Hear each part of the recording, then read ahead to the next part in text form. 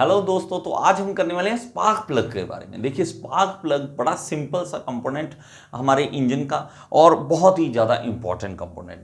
तो हम spark plug को कहाँ यूज़ करते हैं, किस लिए यूज़ करते हैं? It is a device for delivering electric current from an ignition system to the combustion chamber. देखिए, हमारे पास क्या होता है कि इंजन में जब एयर और पेट्रोल आता है और हमारे पास कंप्रेस होता है, कंप्रेस होने के बाद यहाँ पे देखिए, यहाँ पे ये स्पार्क प्लग है और ये एक स्पार्क देगा। वर्ड क्या है? Spark plug. तो स्पार्क देने वाला मतलब चिंगारी देने वाला। ये चिंगारी छोटी सी है ना, ये छोटी मेन है, ये इसी ने ही काम करना है, इसी ने ही इंजन में इग्निशन करनी है। तो हमारा ये काम जो है स्पार्क प्लग जो कर रहा है वो कैसे कर रहा है और इसकी कंस्ट्रक्शन किस तरह से है उसके बारे में आज समझेंगे। तो हमारे पास ये है स्पार्क प्लग। इसमें ये इग्निशन जो हो रही है, यहां पे देखिए, ये स्पार्क जो हो रही है, स्पार्क जो हो रही है वो यहां पे है। तो ये जो हमारे पास हो रही है वो समझने हैं। ये देखिए हमारे पास इस तरह से, देखिए हमारे पास होता है इग्निशन कॉइल। अभी इग्निशन कॉइल में पूरा सिस्टम है जिस पे मैंने वीडियो ऑलरेडी बनाई है, तो बहुत ज़्यादा आपको यहाँ नहीं समझाऊंगा। जल्दी से एक रिवीजन दे देता हूँ। एक बैटरी है हमारे पास, बैटरी हमारे पास होती है, तो इसको जब ऑन करते हैं तो यहाँ पे इग्निशन कॉइल है। ये इग्निशन कॉइल आगे डिस्ट्रीब्यूटर से हमारे स्पार्क प्लग को ये वोल्टेज देती है, करंट देती है। और ये हम जो इसको देते हैं, ये पहले मान लो हमारे पास ऑर्डर होता है कि कौन से स्पार्क प्लग को क्या है, पहले जाएगा करंट, फिर दूसरे को जाएगा, फिर तीसरे को, फिर चौथे को। तो हमारे पास एक ऑर्डर होता है, ठीक है। उस ऑर्डर के अकॉर्डिंग चलेगा कि ये डिस्ट्रीब्यूशन अलग अलग है इंजन के अकॉर्डिंग। तो हमारे पास ये जो इग्निशन कॉइल है ये प्रॉपर वर्क करती है और इससे हमारी वोल्टेज आगे जाती है। अब मेरे पास इसमें क्या क्या है, देखिए, इग्निशन अगर करनी है तो हमारी इस स्पार्क को जनरेट करने के लिए एक ही चीज याद रखें, हाई वोल्टेज रिक्वायर्ड होती है। High voltage 12,000 volt, 25,000 volt. तो हम इतनी ज्यादा वोल्टेज हमें रिक्वायरमेंट होती है। तो स्टार्टिंग में जब हमारे पास वोल्टेज कम होती है तो स्पार्क नहीं होगी। जैसे ही वोल्टेज इंक्रीज करेगी तो यहां पे हमें यहां गैप जो है उसके बीच एक चिंगारी मिलेगी। वोल्टेज हाई चाहिए, वोल्टेज हाई के बिना ये काम नहीं हो सकता। ओके, तो हमारे पास इसमें देखिए पार्ट्स कौन कौन से होते हैं। पार्ट्स होते हैं terminal, shell, resistor, insulator, central electrode और ग्राउंड इलेक्ट्रोड। ये किस तरह से, देखिए हमारे पास ये एक स्पार्क प्लग है। इसमें मेरे पास जो मेन पार्ट स्टार्टिंग में आ जाएगा सिंपल सा। मैं एक सिंपल सा एक आइडिया देता हूं हमारे पास है क्या। ये सिस्टम आपको समझ आएगा कि एक मेरे मान लो कि पॉजिटिव एंड है, मान लो किसी चीज का, हमारे पास दो वायर्स हैं। दो वायर्स हम गलती से आपस में टच कर देते हैं तो चिंगारी पैदा होती है ना। दो वायर्स अलग अलग हमारे पास टच में आ जाए तो हमारे पास एक वायर है पॉजिटिव, एक वायर मान लो यहां पे नेगेटिव, ये नेगेटिव। अभी इन दोनों को आपस में टच अगर करके रख देंगे तो वो प्रॉब्लम कि हमारे पास ये तो जी जो हमारा ये शॉर्ट सर्किट हो चुका है। और दूर, ज्यादा दूर रखते हैं तो हम इन दोनों को कनेक्ट कैसे करें? आप समझ रहे हो कि मैं मान लो, मैं इन सिंपल सी बात कहता हूं कि इंजन चल रहा है, मान लो इंजन चल रहा है। इंजन जैसे ही उसने कंप्रेशन की, हम कहते हैं कि एक कोई चिंगारी आए और उस पर लगे, उस पर लगे। जब हमें चाहिए तब वो चिंगारी बने, जब नहीं चाहिए ना बने। अरे यार, ये बड़ा अजीब सा सिस्टम है कि हम एक वायर पकड़ें, दूसरी वायर पकड़ें, उसको जब चाहें पास में लाएं और चिंगारी आ जाए, और जब छोड़ें दूर कर दें और चिंगारी ना आए। लेकिन अब ये हिले कैसे? ये आपस में हिल थोड़ा ना सकता है कि बार बार उसको टच करेगा, बार बार जाकर टच करेगा। तो ऐसा सिस्टम बनाना, तो ये सिस्टम की बजाय हमने क्या किया, दो वायर्स इस तरह से जोड़ी और इन दोनों को हमने गैप दे दिया एक। इसको स्पार्क प्लग का गैप बोलते हैं, यहां पे गैप होता है। अभी इन दोनों को आपस में टच भी नहीं कराना, तो इसलिए हम इसके बीच में इंसुलेटर भी डाल देते हैं ताकि इंसुलेट कर सकते हैं इसे। इंसुलेटर भी डाल देते हैं। तो हमारे पास ये मेन क्या है, ये मेन है हमारे पास टर्मिनल, जो क्या है इग्निशन कॉइल के साथ टच में आएगा और इसके साथ अंदर से एक इलेक्ट्रोड निकलती है जिसको हम सेंट्रल इलेक्ट्रोड बोलते हैं। ये वाली, ये आपने स्पार्क प्लग में देखी होगी, तो ये सेंट्रल इलेक्ट्रोड है। और ये जो है हमारे पास, इसको ग्राउंड इलेक्ट्रोड बोलते हैं। अभी इसके ऊपर ये होते हैं थ्रेड्स। हम क्या करते हैं, इन थ्रेड्स को यहां किस लिए यूज करते हैं कि हम स्पार्क प्लग को उस सिलेंडर हेड के ऊपर हम टर्न करते हैं और उसको टाइट कर देते हैं। अभी ये जो ग्राउंड इलेक्ट्रोड है वो हमारी सिलेंडर के हेड के साथ टच में आ रही है और ये सिलेंडर इलेक्ट्रोड से करंट आ रहा है, ठीक है। तो पॉजिटिव और नेगेटिव आपस में जोड़ने वाला काम हो गया कि हमारे पास है वो, ये आपस में ये पॉजिटिव और नेगेटिव हमारे पास है। अब ये है इसकी बॉडी और ये एक्सियल नट लगा होता है जिसके पकड़ के हम उसको घुमाते हैं और टाइट करते हैं। और ये हमारे पास देखिए सिरेमिक इंसुलेटर होते हैं, ये सिरेमिक इंसुलेटर होते हैं।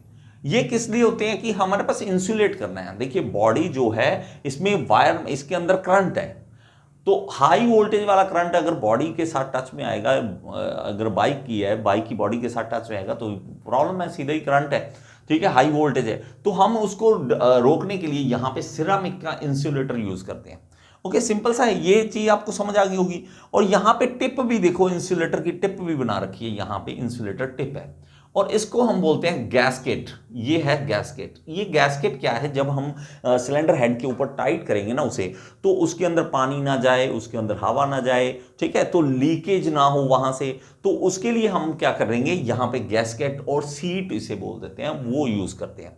तो ये इसके कुछ पार्ट्स हैं जो मेन पार्ट्स होते हैं। इसको थोड़ा सा और ज्यादा एक्सप्लेन करने के लिए यहाँ पे देखिए हमारे पास पार्ट है और इसको ओपन किया हुआ है। तो यहां देख सकते हैं, ये देखिए ये वायर है जिसको हम सेंट्रल इलेक्ट्रोड बोलते हैं, ये है हमारे पास। ओके, ये समझ आ रहा। और ये देखिए हमारे पास गैस्केट यहां पे दिखा रखी है और हमारे पास ये इंसुलेटर है, ये देखिए बीच में इंसुलेटर है। तो हमें इंसुलेशन भी देनी है, करंट भी देना है, दोनों चीजें साथ चलनी चाहिए। इसको थोड़ा सा जूम करके दिखाया है ताकि आपको ज्यादा समझ आ सके। देखिए हमारे पास ये वायर है, ये देखिए ये है सेंट्रल इलेक्ट्रोड, ओके, ये इंसुलेटर है, ये सिरामिक के यहाँ रेजिस्टर और मेटल शेल ये यूज किया हुआ है और ये गैप है, ये देखिए यहाँ पे दोनों का गैप है और ये है हमारे पास ग्राउंड इलेक्ट्रोड, ठीक है, ये ग्राउंड इलेक्ट्रोड है। अब ये कि मैंने बोला कि हमारे पास जो सिलेंडर हेड के ऊपर लगता है, तो ये देखिए इस तरह से सिलेंडर हेड के ऊपर लगा हुआ है, हेक्सागोनल नट ये होता है, इस तरह से होता है। तो मोस्टली आप देखें सारे एनजी के कंपनी नाम से, इस कंपनी के बहुत ज़्यादा फेमस है स्पार्क प्लग। तो ये हमारे पास देखिए कुछ पार्ट्स जो हैं उनके नाम याद कर लो और उनका काम याद करो। टर्मिनल क्या है, it is a part on which the high voltage from the ignition coil is connected. तो हमारे पास टर्मिनल मैंने जो बताया था, ये स्टार्टिंग में ये हमारे पास टर्मिनल ऊपर वाला कि जिसके साथ कनेक्शन में लाना है हाई वोल्टेज। ओके, रजिस्टर क्या है, used to eliminate the electrical और रेडियो इंटरफेरेंस। तो हमारे पास इसके अंदर रजिस्टर है जो क्या करता है कि इलेक्ट्रिकल और रेडियो इंटरफेरेंसेस को रोकता है, वो रोकेगा। नेक्स्ट देखिए shell is design with a thread that screws into the combustion chamber. हम ये इस शेल को बात कर रहे हैं यहां जिसके ऊपर थ्रेड होते हैं, तो इसको हम बोलते हैं शेल, इसको बोलते हैं शेल। अब हमारे पास इंसुलेटर जो हमारा मेन इंसुलेशन का काम करना है, function is to provide the mechanical support and electrical insulation for central electrode. Central electrode बहुत पतली सी है, ठीक है, आप तोड़ना चाहोगे ना, जब आप तोड़ोगे तो एक बार तोड़ के देखना, आपको सेंट्रल इलेक्ट्रोड मिल जाएगी। ज्यादा जोर से तोड़ोगे सेंट्रल इलेक्ट्रोड ही टूट जाती है। तो हमारे पास ये होती है। ओके, अब रिब्स क्या है, it is design to lengthen the distance between upper insulated terminal and earth shell as much as possible. तो रिब्स जो है, जो हमारे पास लेंथ बढ़ाने के लिए, इनका आपस में गैप करने के लिए। ओके, सेंट्रल इलेक्ट्रोड फिर से आ गया। तो ये सेंट्रल इलेक्ट्रोड जो है वो है मेन पार्ट। अभी देखिए बहुत ज्यादा हाई वोल्टेज है, यहां ज्यादा स्पार्क है, तो इसके कारण क्या होगा, गर्मी होगी। अगर ज्यादा गर्म होगा तो वो तो हम पढ़ते हैं ना कि गर्म होने से चीजें जो है मेटल जो फैलता है, तो अगर ज्यादा गर्म हो गया और वो फैल गया फिर प्रॉब्लम आएगी। तो हमें ऐसा मेटल चूज करना है कि जो ऐसा ना होने दे, मतलब इसमें हमारे पास जो एक्सपेंशन है वो ना हो, तो हम उसको सुपर अलॉयज यूज करते हैं, सुपर अलॉयज।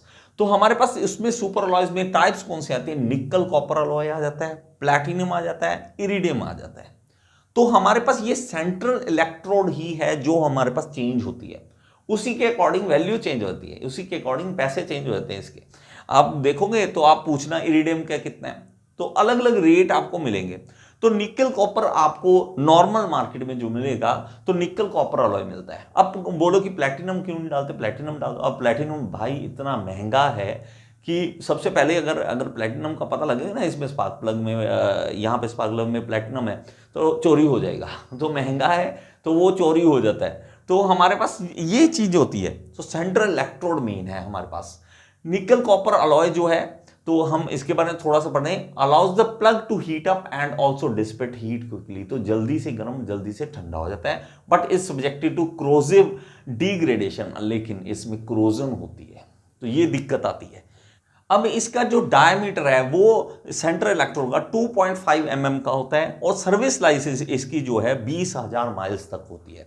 तो हम देखिए नॉर्मली हमें जो स्पार्क प्लग है तो जल्दी से हम कोशिश करें कि 2 या 3 सर्विसेज के बाद इसका स्पार्क प्लग है साफ जरूर करें, साफ नहीं करवाना। जब अगर प्रॉब्लम आ रही है तो उसको चेंज करवा लें, सस्ता होता है, ठीक है, तो ये फायदा देगा, आपकी जो बाइक की परफॉर्मेंस को इंक्रीज करता है। प्लैटिनम देखिए एक्सीलेंट क्रोजन रेजिस्टेंस, तो अच्छा है कि क्रोजन नहीं होगी।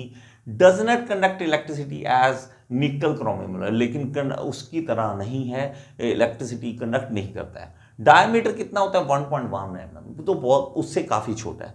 सर्विस लाइफ देखिए, सर्विस लाइफ इतनी ज्यादा है इसकी 1,00,000 माइल्स तक है, तो ये खराब नहीं होने वाला। इरिडियम क्या है, good conductor and 6 times harder than platinum, platinum से ज्यादा हार्ड है। डायमीटर कितना है 0.5 mm, और ज्यादा कम है इसका। सर्विस लाइफ लेकिन इसकी 60,000 माइल्स तक होती है। ओके, तो ग्राउंड इलेक्ट्रोड जो हम साइड में लगाते हैं, ये इलेक्ट्रोड है, is welded on the shell, हम वेल्ड कर रहे हैं, शेल के साथ वेल्ड किया होता है, made up of the same material of the shell and coated with the platinum, तो प्लैटिनम से कोटेड किया जाता है। The shell may have 1 or more ground electrode, current can choose least resistance path, तो हमारे पास में भी हो सकता है लेकिन बहुत कम ऐसा हमें देखने को मिलेगा कि एक से ज्यादा हमारे पास ग्राउंड इलेक्ट्रोड हो। तो सम हैव ग्रूव्स, तो इसमें ग्रूव्स भी होते हैं, ग्रूव्स ज्यादा जल्दी इलेक्ट्रिसिटी कंडक्ट कराने में हेल्प करते हैं।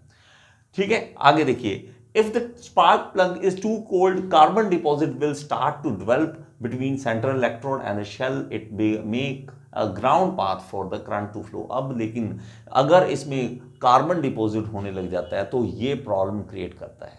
कार्बन डिपॉजिट नहीं होने देना, जब भी आप सर्विस कराओ तो कार्बन उसकी साफ करवा दो। If spark plug heat range is too high then abnormal pre ignition may occur, तो प्री इग्निशन के चांसेस होने शुरू हो जाएंगे। लीड्स, इससे होगा क्या, मिस फायरिंग होगी, मेल्टिंग हो स्पार्क प्लग इलेक्ट्रोड होगा, पिस्टन डैमेज होगा, ये सब कुछ होने लग जाएगा। तो इस तरह से आप देखिए कार्बन डिपॉजिट खराब करती है इसको। ओके, तो ये देखिए आप ओपन कर सकते हैं, आप ओपन करें स्पार्क प्लग को और इसको आप साफ कर सकते हैं। अब बात मेन आती है, जहां आती बात हमारे पास इसका जो गैप, अब हमारे पास जो गैप है, ये वाला गैप जो है ये बहुत मेन होता है कि अगर देखो इस गैप के बारे में समझाऊं थोड़ा सा, ये स्पार्क प्लग का जो गैप है हमारे पास ये सबसे ज्यादा इंपॉर्टेंट माना जाता है। अब मेरे भाई होता क्या है कि हमने करंट यहां से इलेक्ट्रॉन्स आने हैं, इलेक्ट्रॉन्स आने हैं, अब इलेक्ट्रॉन्स ने फ्लो करना है। अब थोड़ा सा बड़ा बनाऊं इसको, एक ये मान लो एक इलेक्ट्रोड है, एक यहां पे है, अभी इलेक्ट्रॉन्स ने जंप करके यहां से यहां जाना है। अब ये जो गैप कवर करना है ना, इसके लिए हमें हाई वोल्टेज चाहिए होता है, क्योंकि हमें ज्यादा हाई वोल्टेज से ही इस गैप को कवर कर सकते हैं।